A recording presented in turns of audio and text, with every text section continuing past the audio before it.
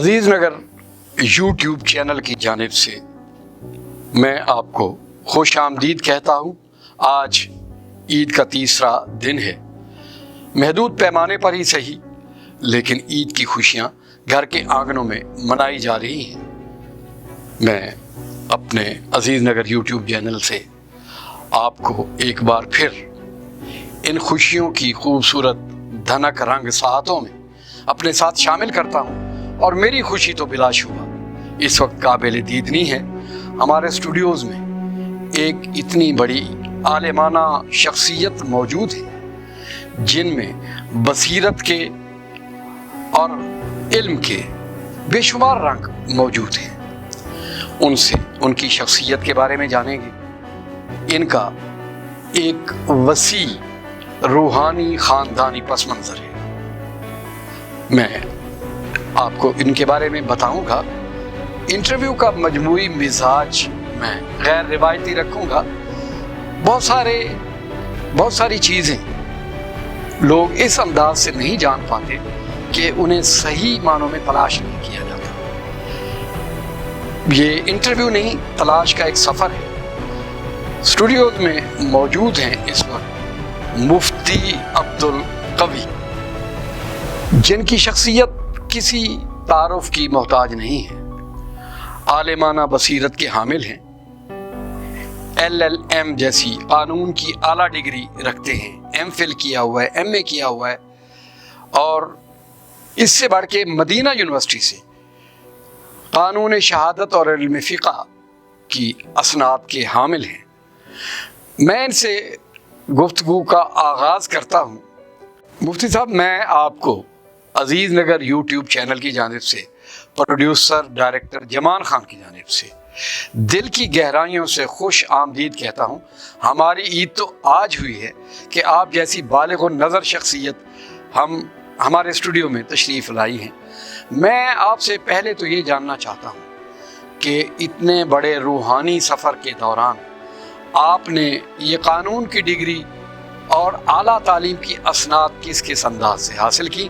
بسم اللہ الرحمن الرحیم۔ سب سے پہلے تو میں کہوں گا کہ میری خوشیوں میں اس قدر اضافہ ہوا جب آپ سے ملاقات ہوئی اور آپ کے صاحبزادہ صاحب سے ملاقات ہوئی۔ جی، میں تو بڑے دنوں سے نہیں بلکہ مہینوں سے منتظر تھا کہ میرے شہر کا قیمتی اثاثہ، علم کا، ادب کا، ثقافت کا، تہذیب کا اثاثہ۔ صورتحال جناب یہ ہے کہ آپ کو پتہ ہے کہ میرے خاندان کا علم، خاص طور پہ علم میراث میں ان کا مقام، والد بھی عالم مفتی، جی، دادا بھی عالم مفتی، جی، پوتا بھی عالم مفتی، ان کے صاحبزادے بھی چھوٹی عمر کے اندر 15 16 18 سال کی عمر کے اندر مدرس بھی، صحیح، پڑھ بھی رہے اور پڑھا بھی رہے۔ پھر آپ کو پتہ ہے کہ جب میں نے یہاں آنکھ کھولی، حفظ قرآن کیا، حفظ قرآن کے بعد فاضل پرشن بلا تفریق کے مسلک تمام مدارس میں پڑھا، جہاں جو صاحب علم اور صاحب فہم شخصیت۔ جی، اس کے بعد جب ایک وفاق ہے، اس کے اندر میں نے امتحان دیا، دوسرے نمبر پہ آیا میں پورے پاکستان میں۔ پھر وہیں سے جناب مجھے جامع ازہر کے حضرات نے یاد کیا، جی، پھر میں جناب شیخ الازہر کی دعوت پہ وہاں چلا گیا۔ ان دنوں کے اندر جناب اپنا، پھر آپ دیکھ رہے تھے کہ ایران عراق جنگ کی وجہ سے پھر میں جناب وہ خوش نصیب ہوں کہ ایک طرف صدام حسین کی دعوت بھی 3 مرتبہ گیا ہوں۔ مفتی صاحب، گفتگو میں آپ کی فصاحت و بلاغت وہ تو کسی تعارف کی محتاج نہیں ہے۔ یہ وہ خاندانی میراث ہے۔ آپ نے ایک لفظ اپنی گفتگو میں استعمال کیا، میں خوشا چین ہوں آپ کی گفتگو سے۔ آپ نے کہا سجادہ نشین۔ بلا شبہ اللہ نے آپ کو یہ فضیلت دی کہ ساری گرد آلود ہواؤں کے باوجود آپ کی شخصیت کا پھول آج بھی تر و تازہ ہے۔ لیکن میں چاہتا یہ ہوں کہ ان کی بصیرت کو ہم تقسیم کریں خوشبوؤں کی طرح اسی چینل سے، انشاءاللہ اساس کے نام سے دینی استعداد کا یہ ایک پروگرام کا سلسلہ آپ ہمیشہ دیکھتے رہیں گے، اور یہ انشاءاللہ یہ اعزاز ہمارے حصے میں آئے گا۔ مفتی صاحب، میں آپ سے یہ پوچھنا چاہتا ہوں کہ ایک عہدہ ہے مفتی جو آپ کے نام کا جزو لا ینفک ہے، یہ آپ کی خاندانی میراث کے طور پر آپ کو دیا جاتا ہے یا اس کا پس منظر کیا ہے؟ دیکھیں جی، مفتی جو ہے یہ ہمارے درس نظامی کے مکمل ہونے کے بعد، جسے آپ کہتے ہیں نا جی، ہم تخصص کہتے ہیں جی، اور باقی لائنوں کے اندر کہتے ہیں جی فلاں میں اسپیشلسٹ ہے۔ صحیح، ہمارے خاندان میں ایک علم میراث اور اسی ضمن کے اندر فقہ کی اہم ترین کتابیں جو درس نظامی میں نہیں پڑھائی جاتی تھیں، اچھا 2 سالہ کورس تھا. جس طرح میں نے دارالعلوم دیوبند کے صدر مفتی صاحب کی بات بتائی کہ وہ 2 سال ہمارے مرکز میں. جب مدینہ یونیورسٹی میں قاضی کورس کے سلسلے میں گیا تو میں نے تو دیکھا کہ دنیا تو وارد اللہ واسعہ بڑی وسیع ہے. مینڈک کا مفتی نہیں بننا، فارغ العلم کا مفتی بننا ہے، صحیح، عالم بننا ہے. پھر میری عربی اتنی مزیدار تھی کہ الحمدللہ شیخ الازہر جو تھے اور باقی حضرات جو تھے، مفتی اعظم جو ہے وہ سعودی عرب بھی اور مفتی اعظم فلاں عراق بھی اور شام بھی اور جو بھی تھے، ان سے میرا ایک پیار کا تعلق ہو گیا. اس وقت میں نے پھر فیصلہ کیا کہ اپنی اس سند کی بنیاد پر جو میں نے مدینہ منورہ سے حاصل کیا، مدینہ یونیورسٹی سے، کیوں نہ شعبہ قضا کی طرف میں جاؤں. صحیح. محترم عزیز صاحب آپ خوش ہوں گے تو 1999 اچھا، کے آج تک روزانہ 5-6-7 مقدمات سنتا ہوں الحمدللہ اس رسالے کی برکت سے. اچھا، یہ وہ رسالہ ہے جو اس وقت میں کہوں گا کہ بر صغیر کے تمام مفتیان کرام کی میز پہ پڑا ہوا ہے کہ اس وقت ہمارے ادارے کی مقبولیت جہاں علم میراث میں ہے وہاں شعبہ قضا میں.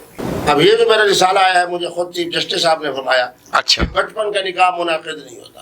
صحیح، اتنا بڑا میں نے کام کیا ہے بالکل کہ صحیح. پاکستان کے قانون کو اور قانون شریعت کو میں نے یکجا کر دیا. آپ نے مفتی عبدالقوی کی بصیرت افروز باتیں سنی. یوں لگتا ہے کہ ایک سمندر کا بہاؤ ہے. مجھے کسی نے کہا تھا کہ کمل کا پھول ہمیشہ کیچڑوں میں اگتا ہے لیکن اس کی خوشبو اور معطر پن کو کوئی گزند نہیں پہنچا سکتا. مفتی عبدالقوی کا تعلق جس علمی اور روحانی خانوادے سے وہ ہماری شناخت ہے. آپ انہیں مسلسل عزیز نگر یوٹیوب چینل پر دیکھیں گے. ایک شارٹ بریک لیتے ہیں.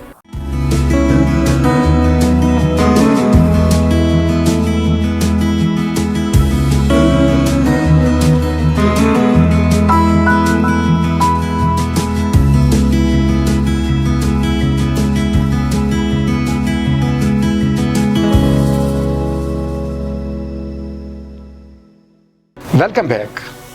میں آپ سے یہ جاننا چاہتا ہوں کہ 300 سال کم و بیش بیشتر ایک بڑا خاندان بغداد سے حلب اور غزنوی کے راستے سے اچ گیلانی پہنچا جہاں تصوف کے مراحل میں پہلا پڑاؤ کیا جاتا تھا. ملتان آماج گاہ تھی ولیوں کی. یہ ولیوں کی نگری ہے اور اس کی فصیل کا پہلا منارہ سمجھ لیجئے اچ گیلانی تھا. صورتحال یہ ہے کہ خاندان گیلانی جی اور میرے اکابر کا ایسا خوبصورت ایک تعلق تھا. میں جب بغداد شریف میں گیا اور وہاں چونکہ 3 دفعہ گیا صدام حسین کی دعوت میں، میں نے اپنا نسب نامہ کے حوالے سے جب تلاش کیا تو مجھے بڑی خوشی ہوئی کہ حضرت شیخ پیراں حضرت شیخ عبدالقادر جیلانی رحمہ اللہ کے جو پوتے تھے ان کا اسم گرامی بھی حضرت شاہ عبدالقادر تھا. تو ہمارا خاندان بھی اسی حوالے سے قادری لقبی ہم نے اختیار کیا کیونکہ اہل تصوف کو اللہ نے یہ رنگ دیا ہے کہ ہمارے اکابر میں تصوف کے ساتھ تقویٰ اور فتویٰ. آج تک میں نے ہزاروں کی تعداد میں فیصلے لکھے ہیں لیکن کہیں میرا کوئی فیصلہ شرعی حوالے سے اور پاکستان کے قانون کے حوالے سے جہاں بھی تضاد ہے اتنا خوبصورت انداز میں نے اس تضاد کو یکجا کیا ہے کہ کوئی میرا فیصلہ یہ چیلنج نہیں ہو سکتا کہ مفتی صاحب آپ نے یہ کیا کیا. پاکستان کا قانون تو یوں نہیں ہے، پاکستان کا قانون تو یہ ہے. الحمدللہ اس یکجائی کی برکت ہے کہ آج تک مختلف حکومتوں کے تبدیل ہونے کے باوجود جی ہماری اسلامی عدالت انصاف زندہ بھی ہے اور تعمیر ہے. مفتی عبدالقوی نے اپنی جد امجد حضرت خواجہ عبید اللہ ملتانی رحمۃ اللہ علیہ کا ذکر کیا جنہیں خاصے والا پیر کہا جاتا تھا اور غالباً نہیں یقیناً یہ مریدین میں سے تھے خواجہ خدا بخش خیر پوری کی خانقاہ کے کہ خاصے والا پیر انہیں کیوں کہا جاتا ہے. بہت اعلیٰ ترین آپ نے سوال کیا. اصل میں ہماری سرائکی میں جی پالکی کو خاصا کہتے ہیں. حضرت کا پالکی پہ سفر کرنے کے باعث جس عظیم شخصیت کا ہم نے نام لیا میرے جد اعلیٰ کے پیروں سے محبوب الہی 6 یونیورسٹیاں صرف امریکہ میں کام کر رہی ہیں جن کا انہوں نے نام رکھا ہے اور نام سنیں گے آپ خوش ہو جائیں گے کیونکہ مجھے پتا ہے کہ آپ کو ذوق بھی خان کا ہی ہے. جی اس کا انہوں نے نام رکھا ہے انرجی ہیلنگ. اچھا جب میں نے اس کا نام سنا نا تو بڑی دیر میرے اوپر فائدہ رہا. اور ایسی خاصے کی کیفیت اللہ رب العالمین نے عبید اللہ ملتانی کو عطا فرمائی ہے، تو علمی حوالے سے بھی خاصا یعنی خاص، تصوف کے حوالے سے بھی خاصا، اور جس سواری پہ سوار ہو رہے پال کی اس کا نام بھی خاصا. تو ان کیفیات کی وجہ سے مشہور ہو گیا کہ حضرت خواجہ عبید اللہ ملتانی کا نام کہ خاصے والے بھی. لائیو ود عزیز خان میں اب میں آپ سے اجازت کا خواہاں ہوں. اللہ نگہبان.